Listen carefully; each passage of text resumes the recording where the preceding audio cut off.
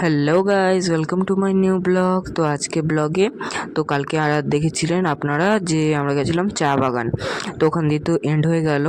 তো দিদি আর আমার বৌদি, আমার দাদা, আমার মা, আমার একটা বোন, ওরা সবাই ড্রেস পরলো, কিন্তু আমি পরিনি। কারণ কি, আমার অতটাও মানে ড্রেসগুলো মানে পছন্দ হয় না। আপনারা হয়তো ভাববেন কি স্টাইলের জন্য হয়তো পরেনি, কিন্তু না, আমার এই মানে ড্রেসগুলো পছন্দ হয় না। তো বাকি সবাই পড়েছে, আমি পড়িনি। দিয়ে চা বাগানটা খুবই সুন্দর। আর হচ্ছে আগে ছিল চা বাগানে মানে ভিতরে যেতে পারবে, কিন্তু কিছু মানুষ আছে যে চা পাতা ছিঁড়ে নিয়ে চলে আসবে। হ্যাঁ, তাই জন্য এখন পুরোটাই ব্যারিকেড করে দিয়েছিল। তো চা বাগানের ভিতর ঢুকতে দেয়নি। তো আমরা এমনি বাইরে দিয়ে ফটোশ্যুট করবো। আর বাইরে দিয়ে ফটোশ্যুট করবো, ভিতরে কোনো ঢোকার নো এন্ট্রি করে দিয়েছে। এমনি আশেপাশে ছোট ছোট একটুখানি 2-4টে চা গাছ আছে, 2-4টে বাইরে, ওগুলো ব্যারিকেড করেনি। তো মানে যেগুলো ছিঁড়ে মানে একদম অবস্থা মানে একটুখানি জঙ্গলের ধারে পাশে আছে একটু একটু চা মানে পাতাগুলো। তো ওখানে আমরা ফটোশ্যুট করেছি। তো এই ফটোশ্যুট হয়ে যাওয়ার পর এখানে এসে ড্রেসগুলো সব খুলে দিচ্ছে সবাই। বহুত গরম লাগছিলো, মানে বহুত গরম, মানে একটুখানি ঠান্ডাও আছে, দুপুরবেলার দিকে একটু গরমও আছে। তো এদিকে আমরা সবাই চা ট্রাই করছিলাম। তো মানে যেই চা বাগানে আমরা ফটোশ্যুট করছি ওখানে একটা মানে ফ্রিতে চা টেস্ট করা ছিল, দিয়ে ওখান দিয়ে তোমরা কিনতেও পারো।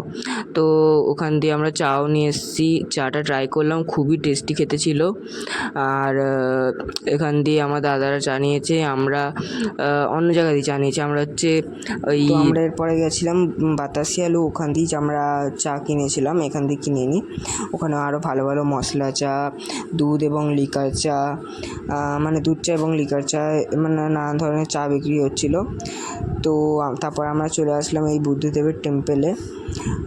এই টেম্পলটা ঠিক ওই পুরীতে একটা এমনি বুদ্ধদেবের টেম্পল আছে, ওই সেম দেখতে টেম্পলটা।